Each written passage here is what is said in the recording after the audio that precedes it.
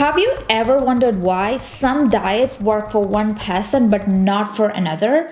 Or why so many of us struggle with weight loss despite of trying all the trending diets? Well, the answer might not be in what you eat, but in how processed your food is.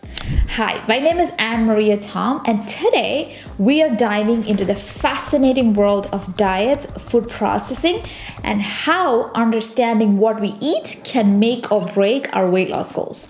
By the end of this video, I'll give you 6 simple steps to identify less processed foods so you can start making better choices today. So let's take a little trip back in time, shall we? Some nutritional experts suggest that we should go back to eating like our Paleolithic ancestors, what's known as caveman diets. This strict diet eliminates grain, dairy, and they focus on meat, fruits, vegetables, and nuts. It is an interesting idea, but it's not without its challenges. For example, humans evolved to digest grains and dairy over time.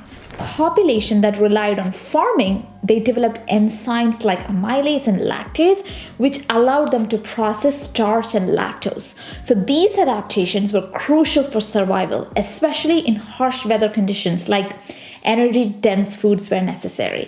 What's the takeaway? Well, our bodies have evolved to handle a variety of foods, but that doesn't mean all foods are created equal. Here's where things get interesting. Studies on traditional diets like those of Polynesian or Inuit shows that they were incredibly healthy despite being high in fat or carbs. Why?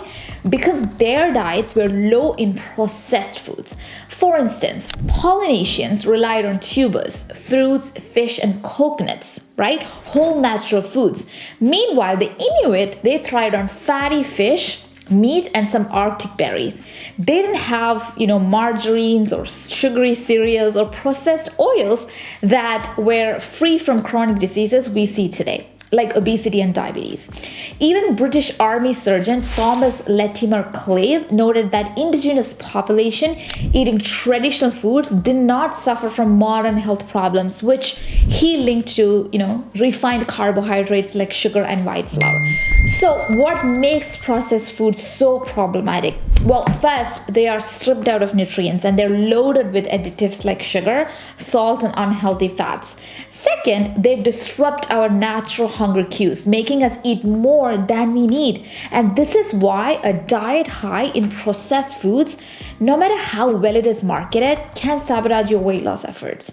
And the good news is, avoiding these foods doesn't mean you have to follow a restrictive diet. Instead, focusing on making, smarter choices. Now let's get practical here.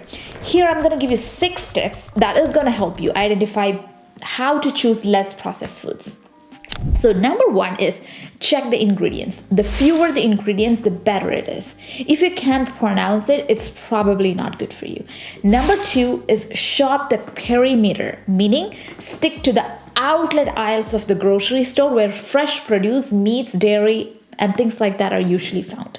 Number 3 is look for whole grains. Choose for bread, pasta, rice that is labeled as 100% whole grain, and make sure that whole grain is listed number 1 behind the ingredients list. Number 4 is avoiding packaged snacks. Opt for fresh fruits, nuts, or homemade snacks instead of things like chips and cookies. Number 5 is beware of buzzwords. Terms like natural or low fat can be misleading, and so always read the label. Number 6 is prioritizing freshness. Choose food that spoils quickly. These are the ones usually free of preservatives and they're closer to its natural state. So these are simple steps, but powerful steps towards eating a diet that supports weight loss and overall health. So tell me, what diet are you going to eat for weight loss? The answer isn't, really a trendy diet or one size fits for all plan. It's all about reducing your intake of processed foods and focusing on whole, natural ingredients. And if you found this video helpful, click that like button and subscribe for more practical tips on nutrition and fitness. And let me know in the comments, what is that one processed food that you're ready to cut out today? Let's start this journey super strong together, and I will see you on my next video. Bye-bye.